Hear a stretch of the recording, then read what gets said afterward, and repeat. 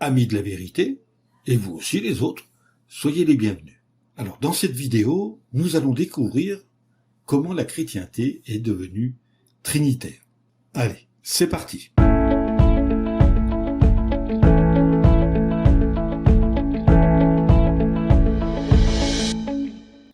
Alors nous savons que le premier conseil œcuménique de l'Église catholique a eu lieu à Nicée en 325 de notre ère. Et cela a donné le départ à une grande controverse au sein de cette Église. Quel en était l'objet ? Eh bien, c'était la doctrine de la Trinité. Commentant la situation, un historien moderne écrivit « Les deux groupes de théologiens avaient une telle influence qu'ils scindèrent pratiquement le christianisme en deux camps qui rivalisèrent dans les domaines théologiques et politiques pendant près de 2 siècles et même davantage. Il y avait le groupe orthodoxe, conduit par Athanase, archidiacre de l'église d'Alexandrie, et les ariens, nom emprunté à Arius, qui était lui-même diacre dans la même église. Les disciples d'Athanase étaient partisans de la Trinité. Les ariens, eux, étaient unitariens. À l'ouest, dans la partie latine, avec Rome pour capitale, la plupart des gens étaient partisans d'Athanase, tandis que la partie orientale et grecque de l'Empire romain était en majorité favorable à Arius et eut finalement pour capitale Constantinople. Que croyaient les ariens ? Les ariens étaient attachés à la doctrine selon laquelle Christ, le Fils, est inférieur à Dieu le Père, et de substance différente parce qu'il a été créé par Dieu et est venu à l'existence après Dieu. De leur côté, que croyaient les partisans de la Trinité ?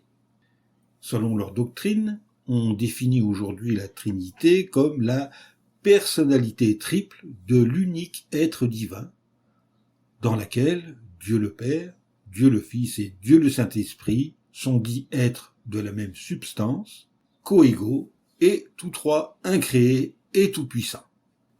Parlons un peu maintenant de l'empereur Constantin. Constantin affirma s'être converti au prétendu christianisme, sans doute pour des raisons plus politiques que religieuses. La division doctrinale de l'Église l'inquiétait, car il voyait là une menace pour l'unité de son empire. C'est pourquoi, en sa qualité de Pontifex Maximus, c'est-à-dire chef principal de la religion, il réunit le premier concile œcuménique à Nicée en l'an 325 de notre ère. Bien qu'il ne fût pas encore baptisé, il présida ce concile auquel assistèrent seulement 318 évêques avec leur suite. Il dut y avoir entre 1500 et 2000 assistants.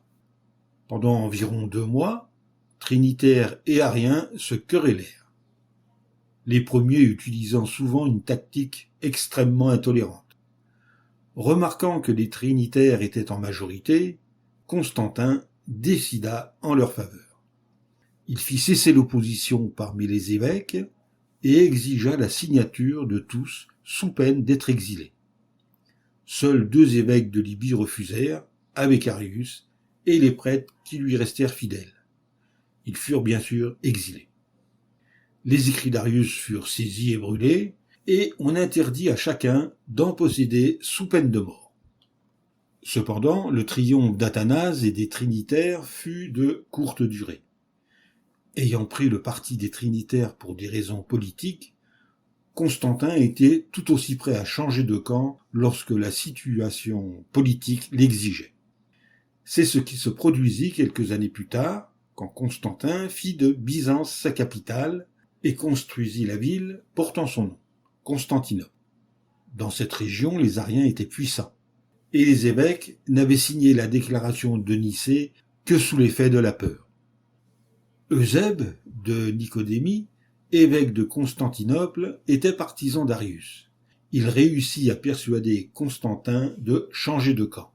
Ce fut au tour des trinitaires d'être bannis. En 335 de notre ère, Constantin exila Athanase à Trèves, en Gaule. Peu après, immédiatement avant sa mort, Constantin fut baptisé par l'évêque arien Eusèbe. Constantin abandonna l'empire à ses héritiers, plusieurs neveux et ses 3 fils, Constantin II, Constance et Constant.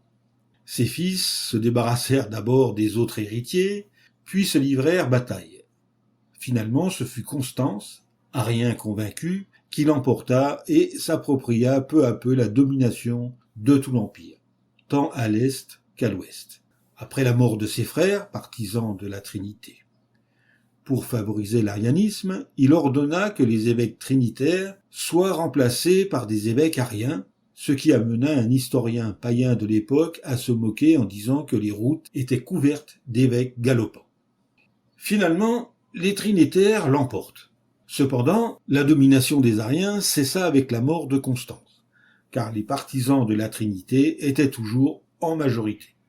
Cela ne doit pas paraître étonnant, puisque Satan étant le dieu de ce système de choses, l'erreur est généralement plus populaire que la vérité, selon la 2e lettre aux Corinthiens au chapitre 4 et au verset 4. L'échec des Ariens était dû également au fait qu'ils étaient eux-mêmes divisés. Ils furent incapables de publier un credo commun pour exprimer leurs croyances. Ils étaient donc divisés. Or, comment une maison divisée contre elle-même peut-elle tenir ? Selon Matthieu chapitre 12, verset 25. Cependant, si les trinitaires l'ont emporté sur les ariens, ce fut plus encore parce que les premiers étaient prêts à avoir recours à la force et à la violence pour parvenir à leur fin.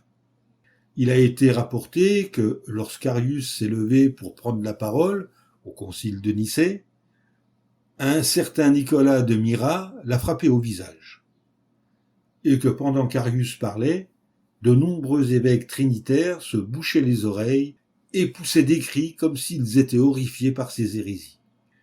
Comme exemple typique de l'intolérance des trinitaires, on peut également citer l'occupation d'une église de Milan, organisée par Ambrose, évêque de cette ville, afin qu'au moins une église de sa ville ne fût pas donnée aux ariens, comme l'avait ordonné l'empereur Valentinien.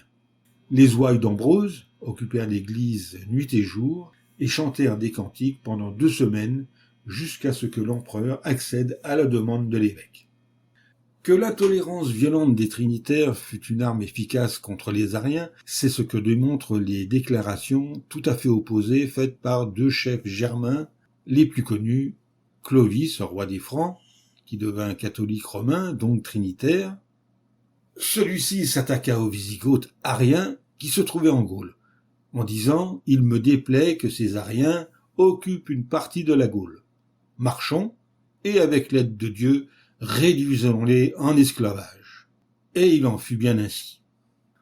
À propos de la moisson qui résulta de ces graines d'intolérance, nous disons que ce fut une histoire pleine de cruauté, d'avarice et de tromperie, avec des rois débauchés et des reines vengeresses pour qui le pape Grégoire cherchait des excuses car il défendait l'orthodoxie catholique. Quant à Théodoric, roi arien des Ostrogoths, sa position était tout à fait différente de celle de Clovis, le catholique intolérant. Zénon, empereur romain d'Orient, le chargea de reconquérir l'Italie, qui était aux mains d'un roi qui ne reconnaissait pas Zénon comme le maître de l'empire romain occidental et oriental. Théodoric conquit l'Italie, mais concernant la religion, il déclara « La religion est une chose que le roi ne peut diriger, car on ne peut contraindre aucun homme à croire contre sa volonté. » Fin de citation. La vie monastique, c'est-à-dire celle des hommes vivant célibataires dans les monastères, fut un autre facteur qui favorisa les trinitaires. Athanase fut le premier théologien catholique romain important à encourager la vie monastique. Non seulement les moines constituaient une véritable forteresse en faveur du trinitarisme, mais ils étaient prêts à recourir à la violence dans leur zèle en faveur des croyances trinitaires. Le fait que les guerriers germains qui envahirent l'Empire romain, que ce soit la partie orientale ou occidentale, étaient ariens, joua également en faveur des trinitaires. Comment se fait-il que ces barbares étaient ariens ? Ils avaient été convertis par Ulfilas, évêque arien. Ainsi, quiconque adoptait l'arianisme était considéré comme un sympathisant de ses envahisseurs. c'est certainement l'empereur Théodose qui porta le coup le plus dur aux Ariens.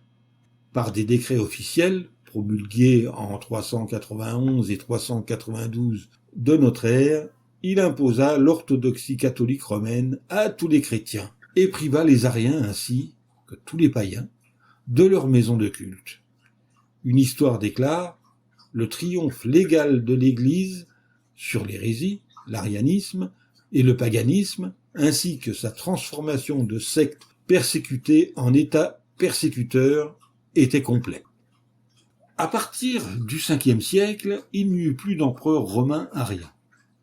Cependant, cela ne signifiait pas la fin de l'arianisme en tant que religion. Après la mort de Théodose, Rome devint de nouveau la proie des envahisseurs germains ariens qui déferlaient du nord. Une autorité catholique déclare, malgré la persécution, le christianisme sous cette forme arienne se répandit avec une vigueur remarquable à partir d'Ego, jusque dans les tribus voisines. Quand ils envahirent l'Occident et instaurèrent divers royaumes germaniques, la plupart des tribus professaient l'arianisme comme religion et persécutaient parfois les Romains qui pratiquaient l'orthodoxie catholique.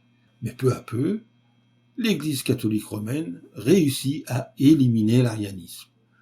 Dans certains cas, elle y parvint par des actions militaires qui firent disparaître la population, et cela eut lieu durant le règne de l'empereur Justinien, dont l'ambition était de rétablir l'Empire romain dans sa gloire passée. Il se rendit célèbre par ses persécutions, non seulement des Ariens, mais aussi des Juifs et des Samaritains. Il interdit même aux Juifs de lire leurs écritures en hébreu. Mais, malgré ses efforts, Justinien ne fit pas disparaître tout à fait l'arianisme. Rome eut encore affaire aux Germains barbares, car quelques années après la mort de Justinien, les Lombards, que l'on dit avoir été la plus féroce des tribus germaniques, envahirent l'Italie. Ils ne mirent pas longtemps pour contrôler la plus grande partie de la péninsule italienne. Puis, au milieu du 7e siècle, pour une raison inconnue, les Lombards devinrent peu à peu trinitaires ou catholiques romains. Bien qu'ils aient continué à créer des ennuis à la papauté, ce n'était plus pour des raisons religieuses, mais politiques ou pour des questions de territoire. À propos de cette période, nous lisons, dans la débâcle qui suivit, la fortune passa d'un camp à l'autre, plus souvent en raison des changements politiques et du soutien civil que par des arguments théologiques.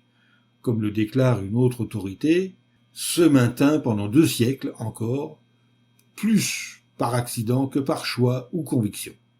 Disons en passant que cette activité politique et militaire des Ariens démontre l'erreur de ceux qui accusent les chrétiens témoins de Jéhovah, pacifiques et apostoliques, d'être des Ariens. En considérant ce que révèle l'histoire quant aux activités politiques des Ariens, nous ne pouvons qu'être impressionnés par l'exactitude avec laquelle Jésus et ses apôtres ont annoncé ce qui allait arriver à la congrégation chrétienne.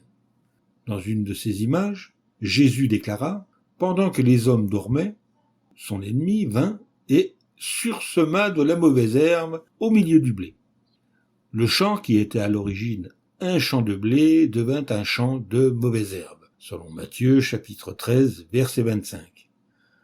En considérant la cupidité et la violence de ces hommes, on se rend également compte de la véracité des paroles de l'apôtre Paul qui, annonçant ces événements, déclara « Je sais qu'après mon départ, il entrera parmi vous des loups tyranniques, et ils ne traiteront pas le troupeau avec tendresse. » Au nombre de ces loups, on peut ranger aussi bien les trinitaires que les ariens, les premiers étant les plus féroces.